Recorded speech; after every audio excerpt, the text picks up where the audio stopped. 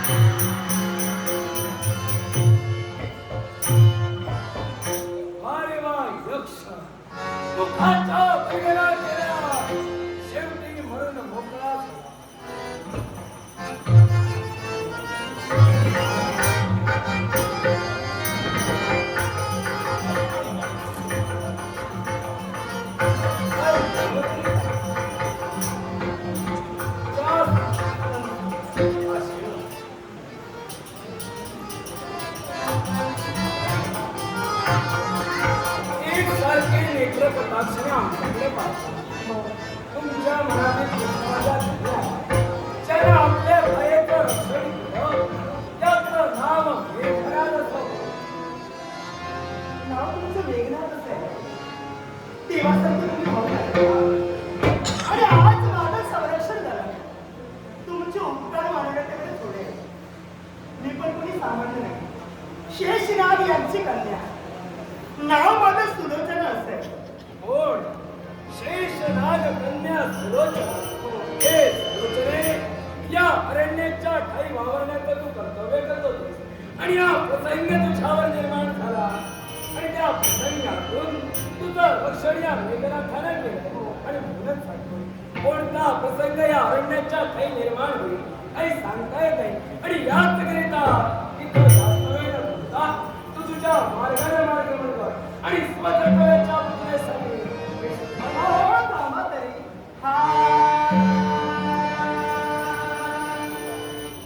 प्रीतीचा संगमा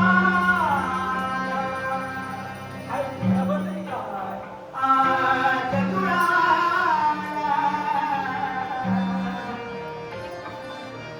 तुमच्या आणि माझ्या प्रीतीचा संगम. पण ते एवढा मी तिला आवडलो. या एकांत जुळून आलाय. असाच मुळवास एकसारखा माझ्या मुलामध्ये मला होता. आणि हा जो क्षण आहे ना, हा क्षण मी माझ्या जीवनात केव्हाही विसरू शकत नाही. हो केव्हाही विसरू शकत नाही. प्रीतीचा संगमा आज तुला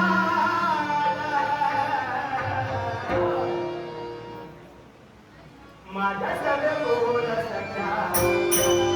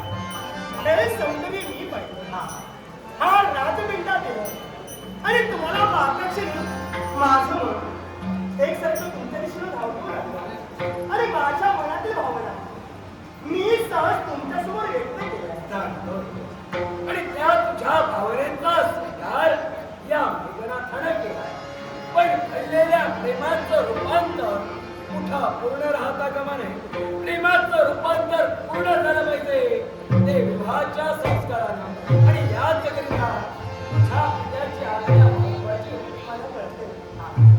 मी प्रेम केलं तुमच्यावरती.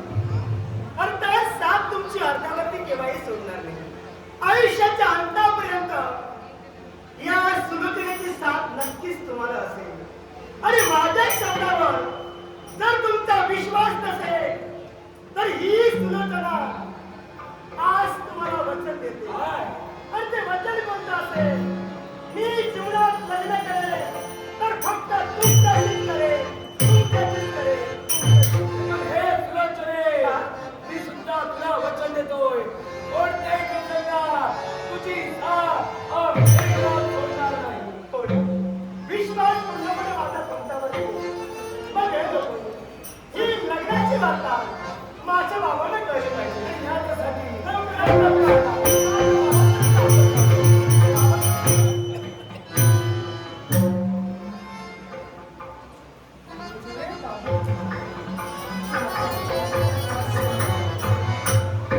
आश्चर्य वाटू लागलं तुझ्या बाबतीत.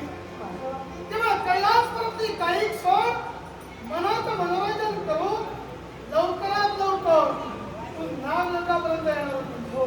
आणि दिलेला शब्द तुझ्याकडे पूर्ण झाला नाही म्हणून केवळ तुझ्या शोधार्थ आमची पावलं इतरांत पडणार. दोष तुमचा नाही, पण मला विलंब का झाला? हा, इथे कोणता प्रसंग माझ्यावरती आला कदाचित तुम्हाला ज्ञात नसेल. काय? हे सौंदर्य पाहत असते वेळी हा, नाव त्याचं यक्ष. यक्ष. आणि त्या यक्षानं अहो जबरदस्ती करण्याचा प्रयत्न केला. हे सौंदर्य त्याला हवं होतं, या सौंदर्याची आस त्याला लागली होती आणि म्हणून त्यानं माझ्यावरती बळजबरी केली. एवढ्या हे देव माणूस घेतात आणि या परोपकारी माणसानं या तुमच्या कन्येचं संरक्षण केलं. म्हणजे केवळ यक्ष स्वरूपी संकट तुझ्या मित्रांसमोर राहिलो आणि त्या संकटाचं निवारण या निमित्तानं केलं. एवढंच नाही तर ज्या क्षणी हा, पार्वती मातेच्या मुखातून शब्द बाहेर पडले, माझ्या देहाला साजेल शोभेल हा, असा पराक्रमी वीर जोडीदार म्हणून मला लावणार आहे, हा, ते शब्द मला आठवले. आणि म्हणूनच अहो कोणत्याही गोष्टीचा विचार न करता प्रेमाचं प्रेमपुष्प मी यांच्यासाठी अर्पण केलं. म्हणजे साक्षात विश्वाची आदिमाया. त्या आदिमायाने जो तुला आशीर्वाद दिला तो आशीर्वाद कुठेतरी सत्यात उतरवण्यासाठी केवळ प्रेमही तुम्हाला उघात झालं. आणि मी ठरविलं काय ठरविलं? अहो, मी लग्न करीन ना तर फक्त यांच्याशीच करणार आहे. लग्न करायचं हो, आहे. मला लग्न करायचंय. निर्णय घेतला. अहो, हे सौंदर्य मला हवंय पण मग ती मला खुश होती. लग्न तुला करायचं आहे. वचन तू त्याला दिलंय. मग दोघांची ओळख झालेली आहे. है ना? काय माहिती का? वचन तू त्याला दिलं, त्यानं तुझ्या प्रेमाचा स्वीकार केला, त्याची तुझी ओळखी झाली. माझी ओळख अजून झालेली नाही. पाप ज्ञान त्यानं माझी काही कर्तव्य आहे, ती कर्तव्य आता मला पूर्ण करायचे. उपस्थित वाटलं ज्या माझ्या कन्येच्या शिराचं संरक्षण तुम्ही केला, तुमची आमची ओळखी अद्याप नाही. पण माझ्या कन्येचं संरक्षण तुम्ही केला म्हणून पहिला प्रथम धन्यवाद आम्ही तुम्हाला देतो. एका स्त्रीचं आम्ही रक्षण केलं आणि त्याकरिता महात्म्य नात्यानं तुम्ही आमच्या कन्येला देतोय. पहिला मग बरोबर ऐकायचं आहे. आपण नेमके कोण आहात, आपलं नेमकं वास्तव्य कुठं आहे हे आता मला ऐकायचं. आणि माझा परिचय आपल्याला कन्येला सर्व रक्तांना आपल्या कन्येला आपल्याला कथन केला पूर्ण कथन आणि केलं. माझी ओळखी करून दिल्यासाठी मग ऐका म्हणतो मी सुद्धा कोणी सर्वसामान्य सामान्य. तर ज्याला या विश्वाच्या ठाई मेघनाथ म्हणून संबोधलं जातं एवढंच नव्हे, ज्यानं इंद्राला सुद्धा जिंकलं म्हणून ज्याला इंद्रजित म्हटलं गेलं, ओ लंकाधीश रावण यांचा पुत्र इंद्रजित.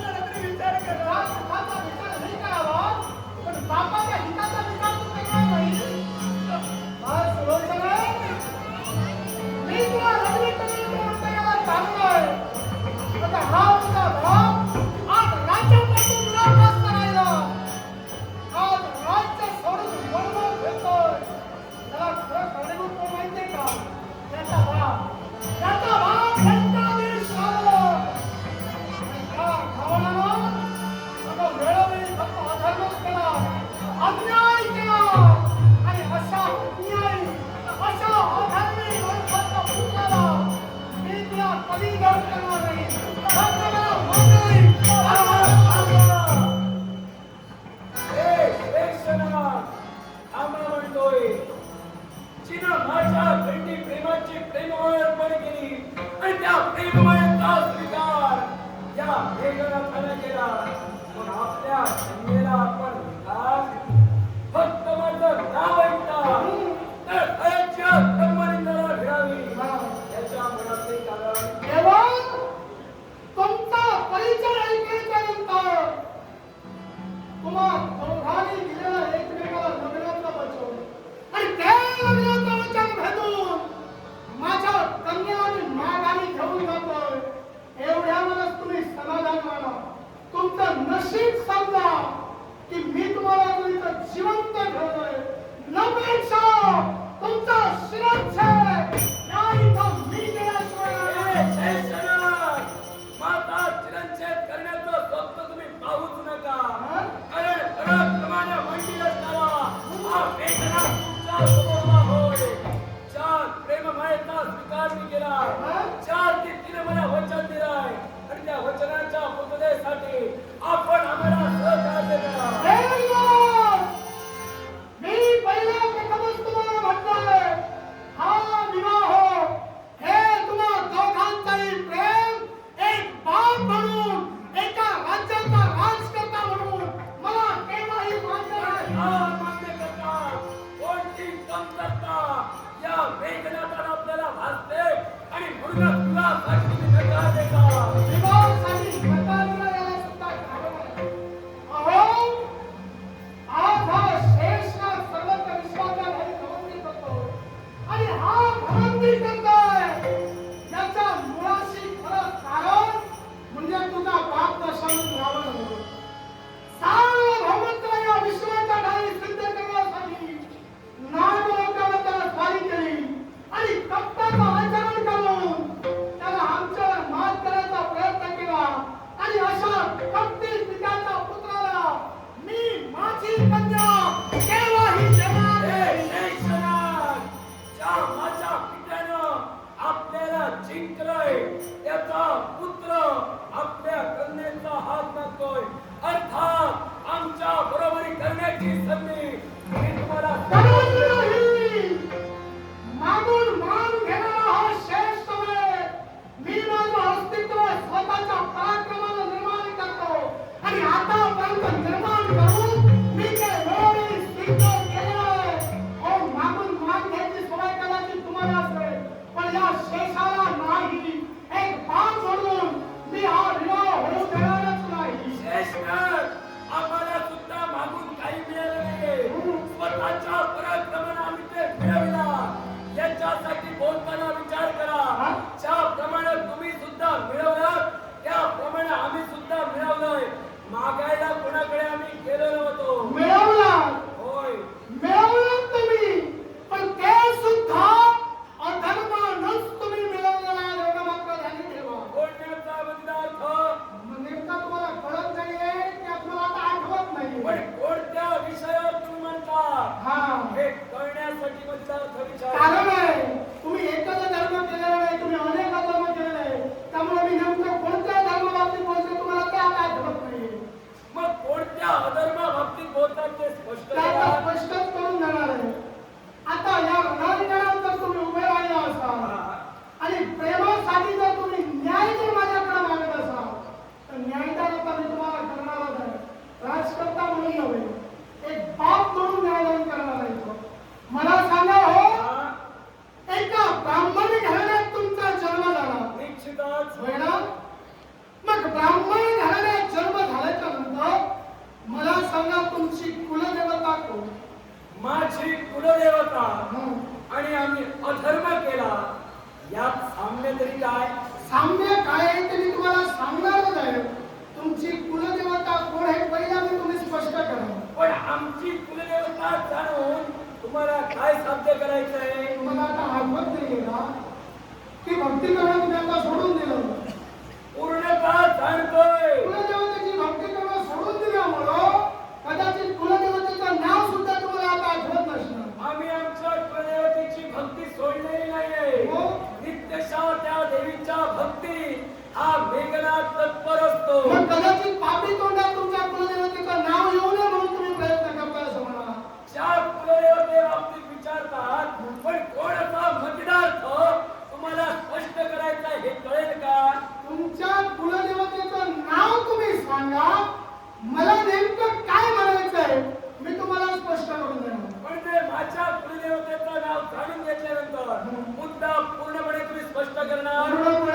स्पष्टच करणार. आणि हे जाणून घेतल्याच्या नंतर बाजू मात्र मारू नका.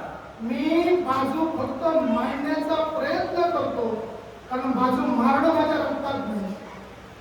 तुमच्या रक्तात काय आहे आणि काय नाही याची वाच्यता मला सुद्धा करायला लागू नका. कुलदेवतेचं नाव सांगा, वरून वरून गिरट्या घालू नका.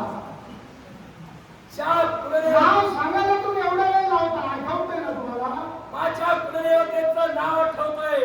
निकुंभला देवी आणि माझ्या कुळाचा उद्धार केला आणि तिची भक्ती करणं या मेघनाथाचं कर्तव्य होय. तीच माझे कुलदैव निकुंभला देवी होय. निकुंभला देवी तुमचं कुलदैवत होय.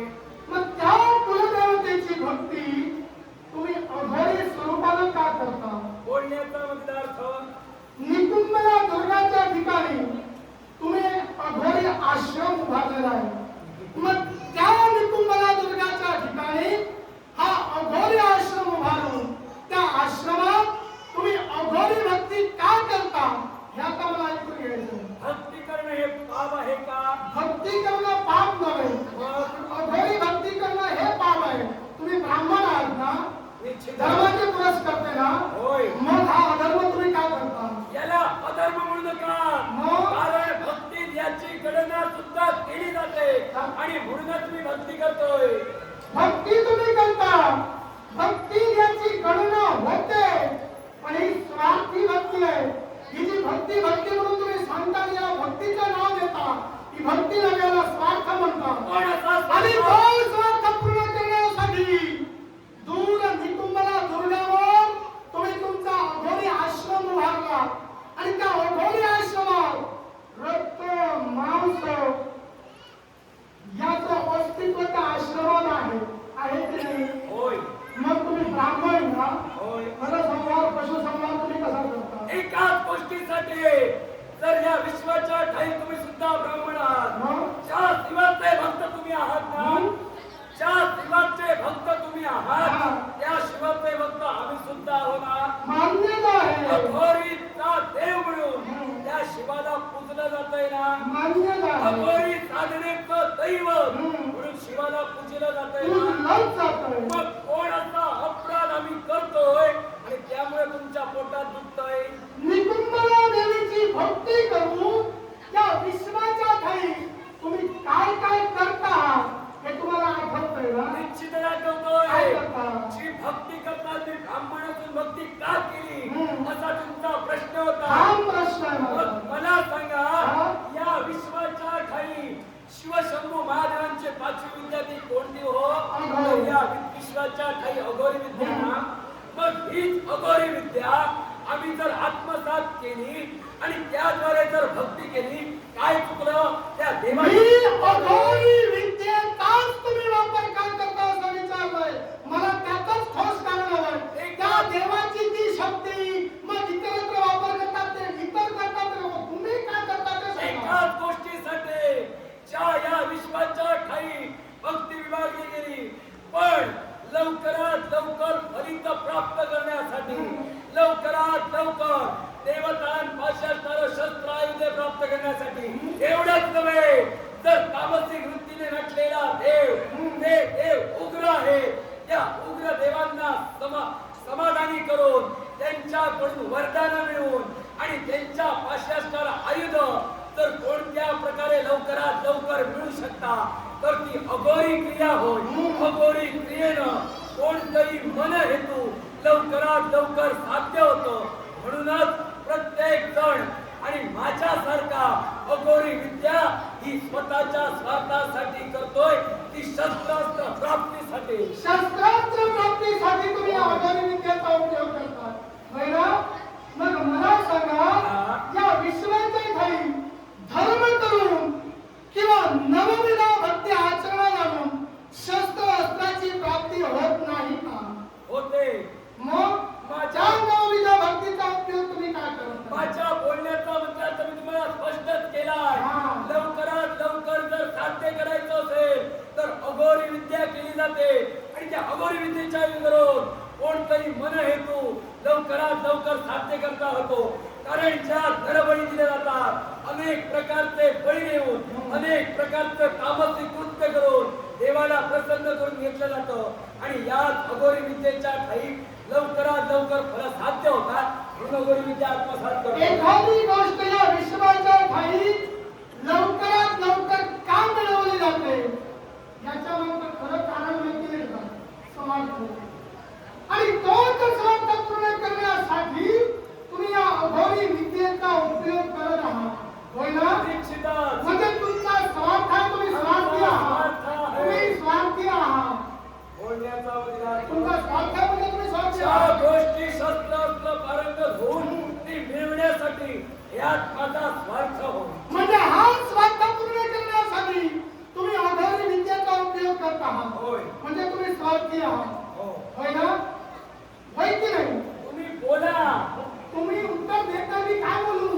चार तुम्ही स्पष्टच केलंय स्वार्थासाठी बरं, तुम्ही होय म्हणत नाही, नाही म्हणत नाही. करतोय. तुमच्या भक्तीवर तुम्हाला विश्वास नाही का? माझ्या भक्तीवर पूर्णतः विश्वास मग होय आहे. असेल तर ठामपणे होय म्हणून सांगा. मी तुम्हाला मुद्दातून स्पष्टच केलंय माझा स्वार्थ आहे म्हणून मी अघोरी भक्ती म्हणजे करतो. तुम्ही स्वार्थी आहात. मग अशा स्वार्थाला माझी कन्या मी केव्हाही देणार नाही. हे शेषनाग, या विश्वाच्या ठाई तो माझा स्वार्थ घडला जातोय. या विश्वाच्या ठाई आपला सुद्धा स्वार्थ होता आमचा स्वार्थ कोणता स्वार्थ? आणि तो स्वार्थ कोणता असेल? तुमच्या मातेला तुम्हाला इच्छित मनोकामना प्राप्त करून द्यायची होती. तुमच्या मातेच्या मनाप्रमाणे घडाव म्हणून तुम्ही तिच्या सांगण्याप्रमाणे वावरला. म्हणजे मातेचा स्वार्थ पूर्ण करण्यासाठी तुम्ही सुद्धा स्वार्थच धरला. मातेचा स्वार्थ नव्हे, मातेची इच्छा पूर्ण करण्यासाठी आम्ही स्वार्थानं वागलो. आता आम्ही त्यावेळी स्वार्थ धरला तर आम्ही मान्य केला. पण आता काय आहे, या स्वार्थावर मी थांबणारच नाही. तुम्ही अधर्म अनेक केलेले आहात. कारण ज्या कुळात आणि ज्यांच्या कुशीकुलात तुमचा जन्म झाला ना आणि ज्याचं नाव ऐकताक्षणी कल्पायच्या आत मस्तकाला भेटतंय त्या तुमच्या बापानं जो काही अधर्म केलाय अशा अधर्मी बापाच्या मुलाला मी माझी कन्या श्यामाच्या देवा पित्याला अधर्मी म्हणतात. कोणता अधर्म माझ्या पित्यानं केलाय? तुमच्या पित्यानं अधर्म काय केला? काय अधर्म केला ते सिद्ध करा. उगाच माझ्या पित्याच्या चारित्र्याला बोट लावण्यापूर्वी विचार करा कोण असा अधर्म माझ्या पित्यानं केला म्हणून अधर्मी संबोधतात. म्हणजे तुमच्या पित्यानं अधर्म काय केला हे कदाचित तुम्हाला ज्ञात नसेल तर मी तुम्हाला ते ज्ञात करून देतो. एकापेक्षा अनेक पत्नी आपल्या सान्निध्यात असताना सुद्धा एकापेक्षा अनेक पत्नी त्यांच्या सान्निध्यात असताना सुद्धा केवळ बंधूंच्या मुसेवर अतिप्रसंग करण्याचा प्रयत्न तुझ्या बापानं केला होता की नाही? ज्या प्रसंगाबाबतीत बोलता हा प्रसंग केव्हा घडला होता? तेव्हा घडला होता म्हणजे ज्या प्रसंग तुम्ही निर्माण करता जो अधर्म तुम्ही कथन करता नरक कुबेराच्या पत्नी बाबतीत तुमचे उच्चार निश्चित आहेत. योग्य तेच जाणलं. नरक कुबेराच्या पत्नीच्या बाबतीत तुमचे मुखोद्गार येत आहेत ना त्यावेळी माझा पिता दिग्विजय करून येत असताना त्यावेळी ती तिच्या निदर्शनात पडली. त्या रंभेवर आसक्त झाला आणि याच्या मुळातील कारण काय असेल तर माझ्या पितेच्या बगले मदन होता आणि त्या मदनानं माझ्या पित्याच्या शरीरात प्रवेश केला आणि त्यामुळे एक कृत्य घडलं. तो माझा पिता अधर्म नव्हे. चार ती मदनानं प्रवेश केला. मदन आपलं कार्य पूर्ण करणार. तुम्ही जाणता ना म्हणजे कामातून झाला मदनामुळे असं तुम्हाला म्हणायचं नाही. हा अधर्म मदनाने केला तुमच्या बापाने नव्हे. चार ती मदनानं त्यांच्या देहात प्रवेश केला. त्या अर्थी सर्वस्वी मदनानं घडविलं. त्या अर्थी या माझा बाप दोषितो कसा? जगदीदर्शनाला काय आलो? जगदीदर्शनाला काय आलो? मदनाला ती प्रसंग केला म्हणून निदर्शनाला आलं की तुमच्या बापाला केला म्हणून आलं? माझ्या पित्यानं केला निदर्शनास आलं. म्हणजे निदर्शनाला आलं काय म्हणला? माझ्या पित्यानं का केलं हे सुद्धा तुम्हाला मी सांगितलं. पण जे निदर्शनाला आलेलं आहे विश्व ते तुम्हाला आहे. अर्थात अशा कामातून पित्याच्या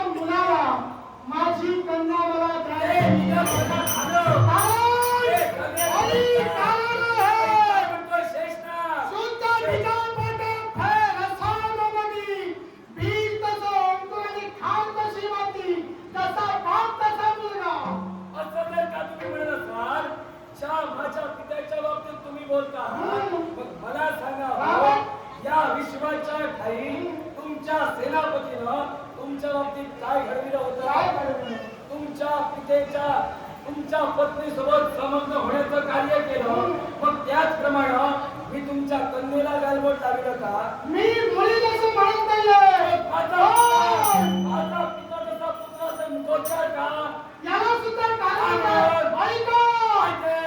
आवाज वाढवला म्हणून मागा जाणार नाही. मागं जाऊ नका. कारण पित्याला दूषण देतात आणि त्यासोबत मला सुद्धा दूषण देतात. मग ज्याप्रमाणे हिची माता वावरली शास्त्राधाराने बोललो मी. हिला दूषण दिली का? दूषण तुम्ही तिला देऊ शकत नाही. अहो जिथं तुम्ही अधर्मी आहात आणि अशा अधर्माबरोबर आता मला बोलायचं नाही आणि तुमचा अधर्म वेळोवेळी विश्वासावर उघड झालेला आहे आणि अशा अधर्मासमोर मला आता भांगर बोलायचं त्यावेळी नाही. तुमचं पितं उघडं पडू लागलं त्यावेळी तुम्हाला अधर्म आठवला. आता उघडा करा. ज्यावेळी सेनापती समवेत हिची पत्नी समग्र व्हायची त्यासाठी तुमची पत्नी शेखनाथ तुमची पत्नी आणि त्या पत्नीच्या साठी तुम्ही त्या सेनापतीला मृत्युमुखी पाडला. मग तुमच्या पत्नीला शासन का नाही घडविला? म्हणजे आता तुमचं असं म्हणणं आहे बीज तसा अंकुर खाण तशी माती. म्हणजे मी करायची माझी कन्या करायची प्रेम थोडा माझ्या सत्य व्हायचो. म्हणजे मी पापी माझी कन्या पापी होय ना. हे प्रेम तुम्ही कसा चालतं व्हायचो. ते मला भांडण्याचे मी करतोय. हा? ज्यावरती माझ्या पित्याला मान्य होतं ते मी केलं. होय ना? त्यावरती तुम्हाला मान्यासाठी ती मग तुम्ही नाही. अधर्म केलेला मला मान्य नाही आणि हे लग्न मला मान्य नाही म्हणून मी याला विरोध करतो. मग माझं काय चुकलं? जर तुम्ही विरोध करत असाल तिने मला वचन दिलंय आणि वचनाच्या पूर्णतेसाठी विरोध केलाच पाहिजे. तिचं वचन म्हणजे विश्वाचा आधार नव्हे. तिचं वचन म्हणजे सर्वस्व नव्हे. माझ्या कुळाच्या स्वाभिमानासाठी मी हे अधर्म होऊ देणार नाही. हे शेषना पुन्हा समोर बोलण्याचा विचार करा. विचार अगोदरच ज्या करा. माझ्या पित्यानं ज्या पार्वती मातेला शिवशंभू शंकरांच्या नजरेसमोर घेऊन गेला होता त्याचाच पुत्र हा मेघनाथ तुमच्या समोर आहे.